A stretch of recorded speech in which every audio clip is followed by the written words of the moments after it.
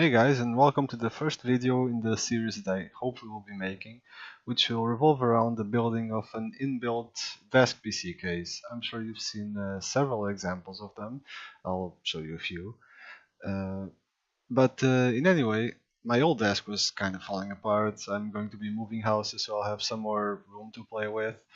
And I also wanted a new, better, well, flashier PC case. I was thinking of going for either the Thermaltake View 71 or maybe the Corsair 570X.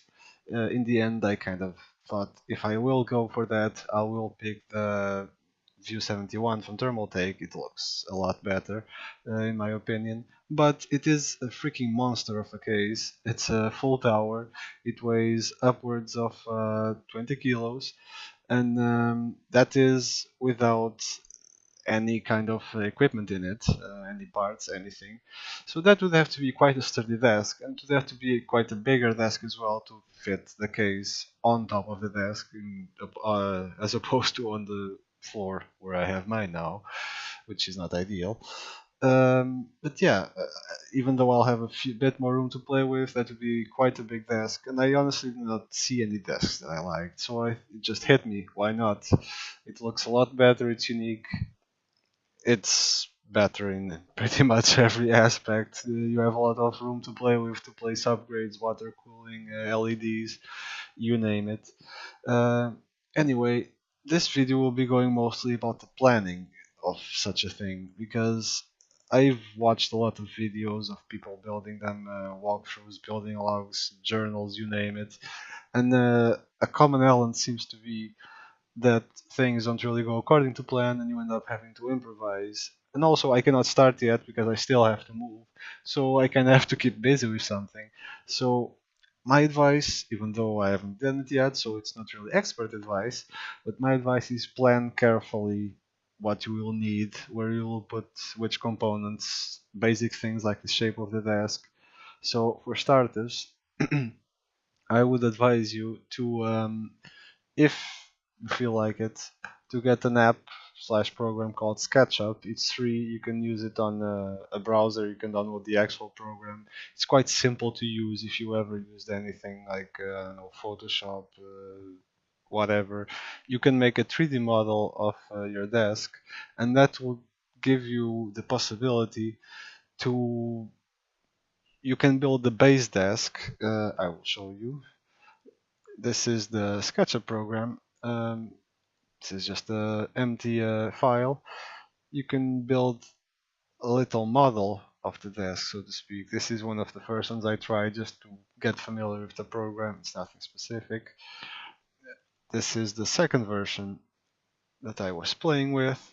But then, and here comes the planning, then I figured out that this would be too wide for what I want. I will have more room to play with, but not that much more room. This would be a good, like, almost 180, 2 meters across. That would be a bit too much. So this is the final version that I am playing with for my, yes, for my built inbuilt computer desk. This would be the general idea.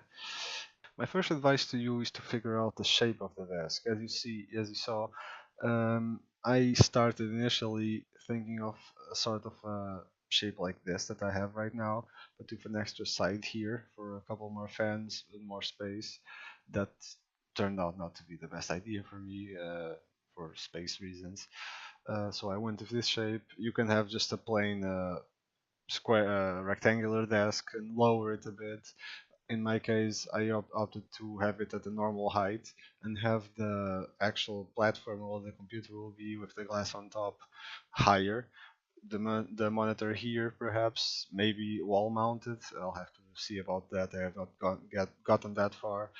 And a little platform here for keyboard, mouse, this and that, etc., etc., etc. What I would say is you have to really plan everything that you will need. For starters, the basic things like the wood, there are plenty of ways that you can do that. You can have it custom made, the desk itself at a carpenter or so. Sure, you could buy one ready, completely done, metal, all the holes done. There are several models out there. There's the cross desk for $1,700. There's the Lianli versions for over 1,000. Take your pick. That's a bit higher end stuff. It's professionally made, of course. This is all homemade. It's your own project. In any case, you can get, for example, the wood. You can get it at any sort of home improvement store. They'll probably cut it to measure for you. Some might actually be able to help you with the personalized holes, like here for the fans, for example. I have a hole here for the power button for cables. I will have a couple of cutouts here for the graphics card, and perhaps one here for motherboard access, one in the back for the PSU, all that. They might be able to help you with those cuts. If not, you can always get the wood cut in the general shape that you want, the boards with the measurements that you want, and then maybe at a carpenter or something, they might be able to do the little holes for you to make it easier, because honestly, this is something that you can do yourself if you have the tools easily, but I don't feel like buying a hole saw and all the different kinds of bits for a one-time project. I have some tools, but not that kind of specialized tools. After that, you have to decide which kind of wood, you have to get it cut. Uh, you have to figure out how to put it all together. I personally do not have a lot of carpentry skills and experience, but I do know some people that can help me with that, at least with advice, and perhaps some tools as well. After that, you have to pay attention to the little details on the wood. For example, where do you want the holes? How many holes? The size of the holes? The mounting holes, I have not bothered to put them here yet because that's something that I can do myself with a simple drill. That's not very complicated, just have to be precise with the measurements, of course. Um, I have intended to do a little edge here in the inside of the table so that I will have a tempered glass top. I will have the glass cut to measure, and I will have it lying here on top of the whole desk. It's sturdy enough to hold the monitor and whatever else you usually have on top of your desk. As long as you don't drop stuff on there, it will be fine. It's quite thick and sturdy glass. After that, it comes to the placement of each piece. Right now, I have this setup, as you see, with two intake fans here, two exhaust fans here, both 140 millimeters, 14 centimeters, basically the bigger variant of fan. Here, it is planned to be an AIO cooler for the CPU. I have not yet decided if I will be having it as intake or exhaust of air, because I intend to have the case with positive pressure so that hopefully it will stay a bit dust free and hair free, hint hint dogs. Um, so I'll have to figure out how exactly that is going to pan out, and if I use it as intake, do I have too much intake? If I use it as exhaust, do I have to add another intake fan because I only have two up here and they'll be filtered, which decreases the effectiveness. So there's all these little details that you need to take into account, as I said. Otherwise, this here is planned to be the graphics card with a small hole for the HDMI cable towards the screen. This would be the motherboard, the I/O cooler. You will need a PCI riser cable for the graphics card. This will be the PSU, which I will be trying to keep somewhat central to minimize the amount of extra cabling I'll have to buy. Like, I already will have to buy some other cables that I will list going forwards, and it's quite an amount, and it all adds up. It's all small, cheap stuff, but when you have dozens of stuff that you have to buy, it all adds up to the cost. And the whole point of this is to make a homemade case to your taste, but also that's cheaper than buying a ready professional case. So that's also a factor. Um, Here would sit SSDs and HDDs.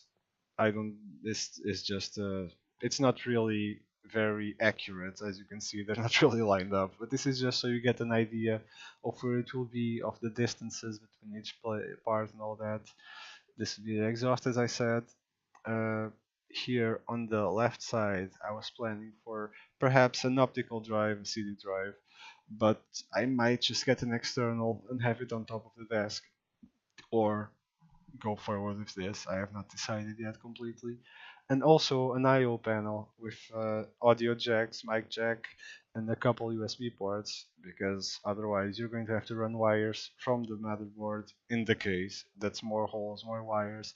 And the whole point of such a build is to be clean and good looking and all that.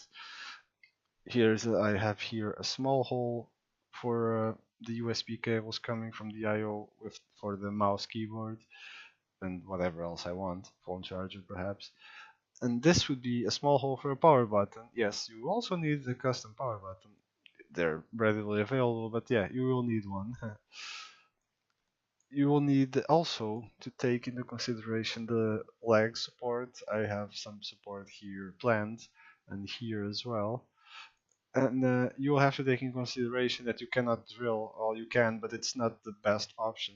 You have to, the easier way is to have your components arranged in such a way that you don't have to drill into the legs to put, for example, motherboard standoffs, whatever else you're going to use to fix the hard drives, PSU, the drive base, and all that.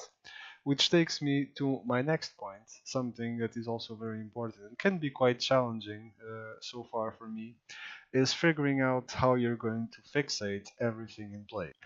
The motherboard is pretty straightforward. You can just do a little pilot hole and hammer a couple standoffs in the wood. It's fine. That's really straightforward. AIO cooler, fans, you just drill the screws directly into the wood, or you can get a mounting plate if you want or something. Anyway, it's not the most challenging thing to do. Um, Graphics card is quite a challenge because it will you normal graphics cards they will only have the little screw on the side at the back plate here where you normally would screw it into the side of the into the back plate of the case, let's say. So there's not a lot of support, and I've seen a lot of people, for example, drill onto the board or in the place where there are no circuits to create another hole. Personally, I'm not very confident in doing that. I will try my best to avoid that. Um, the solution that I have in mind right now, and bear in mind that this is not final, I still am researching and seeing what the best options are. But my thought right now is to have a small support under it, wooden even. Wood is non-conductive. You can get any other sort of non-conductive materials, but hey, the wood desk is going to be wood. And you can put a small support here on this side so it does not sag under it. You can let it just rest there. You don't need to actually screw it there, as far as I know. I could be wrong. As I said, I'm still researching this part. Don't take my word for gospel. Have a small vertical wood piece here where I could screw that using that one screw hole, and then another little support on this side. Uh, as I said, wood is non-conductive. It's not going to short out your board or anything. Uh, just try to minimize contact, like a small piece here, small piece here, small piece there, just to avoid any potential problems and heat transference and all that stuff. Make it as small as you can. Anyway, it's a possible solution. I'm not sure yet that it is the best solution. Like I said, still got to work on that. For the PSU and for the hard drives, I actually had a bit of a difficulty figuring out, hey, how am I going to do this? I'm going to do I salvage a drive cage from some old case? Do I try to get something 3D printed? Do I can I find an actual bracket where I can mount it to the desk sturdily? And then, I mean, it just hit me. There's a very easy solution, which is, as you can see, this. You can get these little metal corner thingies. It's what you would normally use on a hinge, not a hinge, but let's say on a shelf or on a table to strengthen the corners. This is a small 40 times 60 millimeter one, 4 centimeter by 6. It's small enough that it's not going to be a huge bulking thing inside of your desk.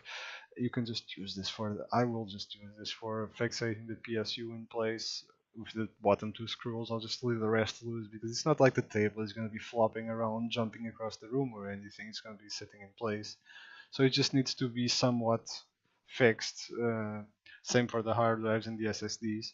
And then that won't be an issue at all. And it's a cheap and easy solution to do it. I've seen it done other ways, like using motherboard standoffs on the backside, on the underside, sorry, of the HDDs, and then screwing through the table, through the underside of the table, and screwing into the standoffs.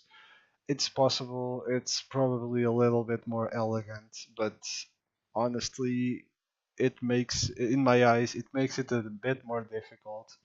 And in the end, when I end up spray painting the whole table, I can spray paint the metal corners in the same color, and they will not be very visible. And it will also give your HDDs and SSDs some elevation so they don't rest on the wood. Well, the standoff would as well, but anyway, I think it's more complicated. I might still go back on that decision and go with the standoff idea. But like I said, I don't have a whole lot of experience in woodworking, so every hole that I can avoid is one hole. In my eyes, it's one hole less where something could go wrong. And then I have a hole because if I screw up a hole here or here, if the board chips or the whole piece comes off, or if I break it, it's not just a little hole there; it's the whole bottom plate, and then you have to do it all over again with all the holes and all the standoffs and everything. And if it's already fixed to the table, well, you're pretty much screwed. So yeah, I just want to minimize issues, and yeah, I also don't feel like having a whole lot of screws popping out from the underside of the desk either. So yeah, that's kind of maybe an easy way out. But yeah, I think it might be the easiest option to avoid any future problems. What's left would be the I/O here and the possible optic drive. Not sure yet. Um, I have actually found bay cage, not necessarily not a cage so to speak, but something that I can have here that will that has a surface that screws into the desk and then screws into the base. It's specially for this sort of drive bay, so it is the right measurements. I don't have to worry about being millimeters off, this, that. It's just screw it there, done. Perfect for what I want. Now, this brings me to the last point of this video, which is planning for cables. Now, for this, you have to have a general idea of the layout of the desk, where which piece is going to go, and the distance between each piece. That is where this program comes handy, because I cannot actually do anything physically yet. I'm still waiting to move uh, to my new house, so I do not know yet exactly how wide the desk will be, but I have a general idea. Um, I cannot actually have the wood plates here, so I can place the parts there and grab a measuring tape and see how much length of cable I'll need for this part and that part. But this program has a little measuring tape, which you can use to measure, for example, oh, how much cable I'm gonna need from the PSU to the, let's say, motherboard. And you can measure, for example, here if you want to, what I will do with the cables is I will have a small cover over the cables, so they will have to be in straight lines, well, to be neater. You don't want cables going anywhere, everywhere on a case like this. You want it to look neat, you want it to look clean, so that seemed to me the best option. Anyway, I would measure a straight line, for example, from the PSU, and here at the bottom right corner of the program, or also hovering there near your mouse cursor, you have the distance for right now 15.8 centimeters, and then towards, let's say, the middle of the motherboard, 33 centimeters roughly, give and take. So you add both of those up, you know how much cable you need to reach your power supply for the motherboard. You can look seriously advise you to use a modular PSU for this, because I cannot imagine doing this with an actual non-modular. You would have to hide the cable somewhere in a corner or whatever. And like this, if for example you need, let's say that your cable for the CPU is only 50 centimeters, and let's say that you need 60, you can easily at any case mod website or vendor, you can buy a longer cable or cable extensions, and you can work cable per cable instead of having to deal with a whole mess of tangled cables from a non-modular. But in any case, yes, you can measure in this program the distance of cables that you will need for this, for that, for whatever. So what you need or don't need will depend on your own project. In my case, well, you will definitely need, no matter the circumstances, if you want to have your motherboard separate from your motherboard separate from your graphic card, you will always need a PCIe riser cable, probably a 30 centimeter one, unless you have it right next to each other. That is yeah, non-negotiable.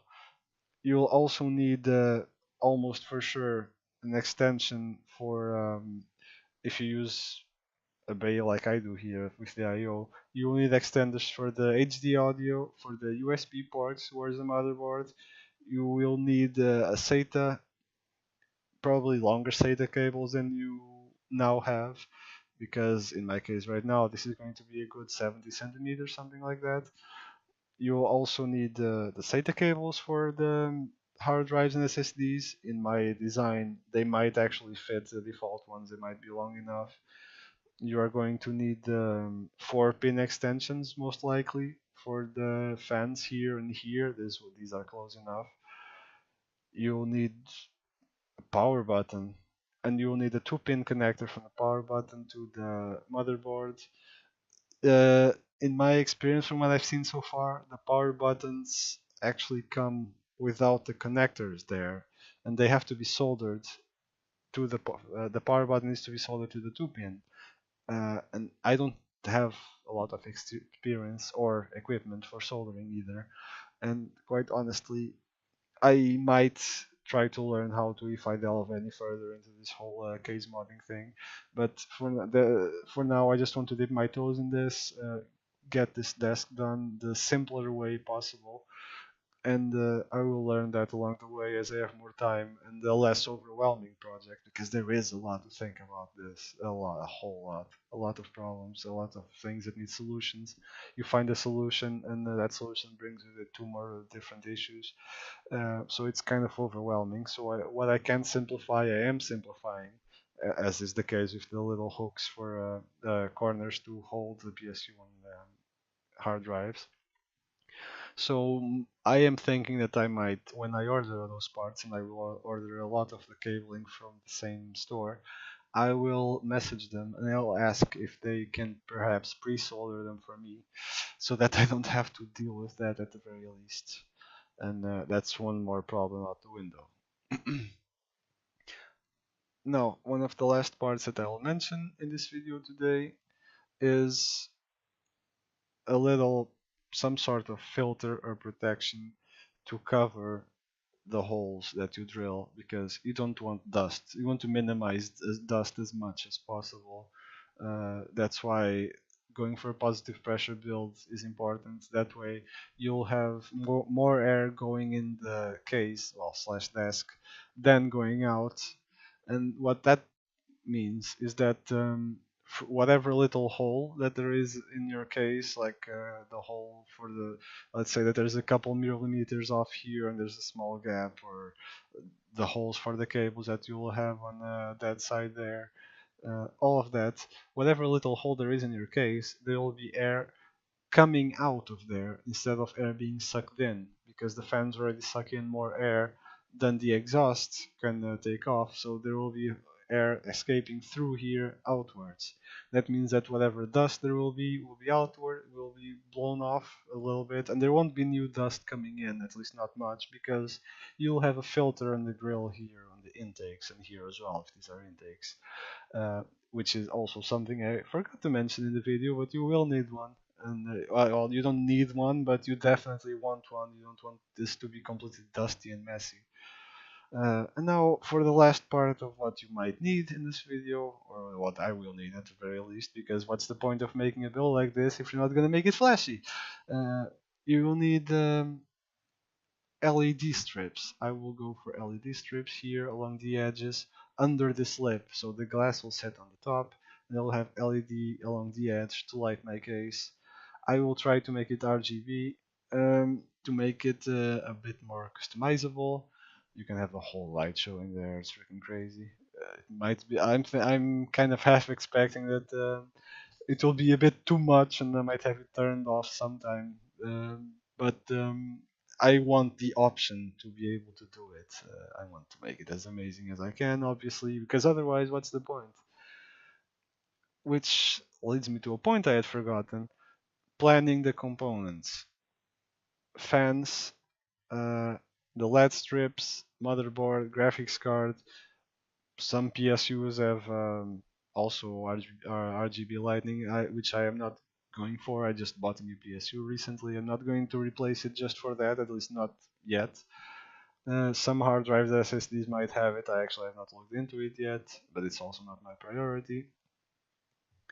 Um, where I was going with this is that a lot of that stuff, if you want to synchronize it so that the lights change with each other and simultaneously, or a pattern, or you name it, it's possible. It looks amazing, but you have to plan very carefully because each manufacturer has a different standard and sometimes even different orders connectors. Um, there's RGB Fusion, there's Mystical Lighting, there's Asus Aura. So you kind of have to figure out, and usually they are not compatible with each other, or if they are, they need some sort of converter, adapter, controllers, you name it. So you have to kind of figure out which of those standards you are going to go for and pick your stuff accordingly. Right now, my plan is, and this is also not set in stone yet, is to go with the Thermaltake ring fans.